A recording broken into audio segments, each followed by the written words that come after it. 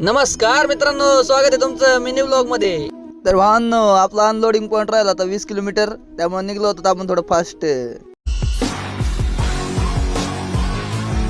रामदेव बाबा सारखं पळून आपण आलो डायरेक्ट फर्स्ट पॉइंटला. अच्छा इथे येऊन करून घेतली पहिली आंघोळ आणि झालं एकदम फ्रेश.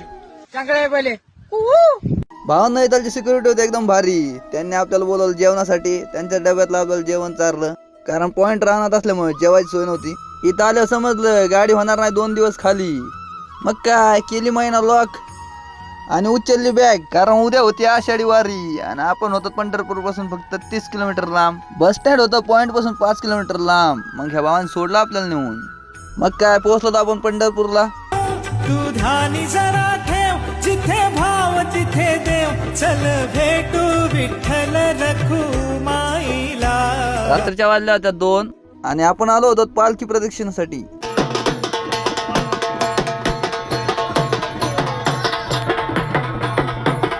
माय चंद्रभागेमध्ये स्नान करून सर्वजण आनंद घेत होते या महोत्सवाचा.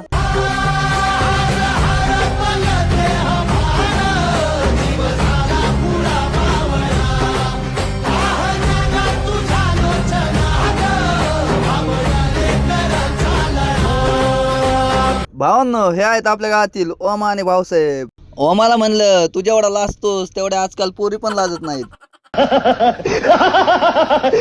आलो पुढे ते भाऊसाहेब आणि हेमंत दोघं पण नवस मागण्यासाठी आले. ते पाय दिंडीत चालत. बघा आता यांचा नवस. या वर्षी एकटा आलोय, पुढच्या वर्षी जोडीने येऊन दे. वाह वाह क्या सीन है. हा क्षण खूप भारी वाटला. इथं महाराष्ट्र पोलीस सुद्धा आपला आनंद साजरा करताना दिसत होते.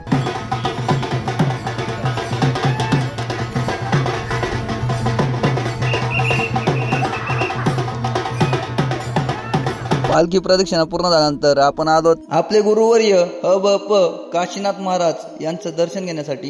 इथं आलं की मनातले सगळे किंतु परंतु निघून जातात. इथं एकदा नतमस्तक झालेल्या माणसात नवचैतन्य संचारत. मग मित्रांनो, कसं काय आपला वारकरी लूक. आपण पहिल्यांदाच आलतो पंढरपूरच्या आषाढी वारीला आणि हा योगायोगच म्हणावं लागेल भावांनो, कारण आपण आलतो गुजरातवरून आणि आपल्या मनात विचार पण नव्हता आला की आपलं पंढरपूरच्या वारीला जाणं होईल. असं वाटत होतं की साक्षात विठ्ठल रुक्माईनेच आपली वारी घडवून आणली. भावांनो, आयुष्यात एकदा तरी नक्कीच पंढरीची वारी करून पहा. खूप मोठा भक्तिमय सोहळा होता. सोहळा पाहुनी डोळा, देह हा माऊली माऊली जा. आणि या सोहळ्यात खरंच खूप असं भारी वाटत होतं. हा भक्तिमय सोहळा तुम्हाला कसा वाटला नक्की कमेंट मध्ये सांगा. लाईक करा, फॉलो करा. चला.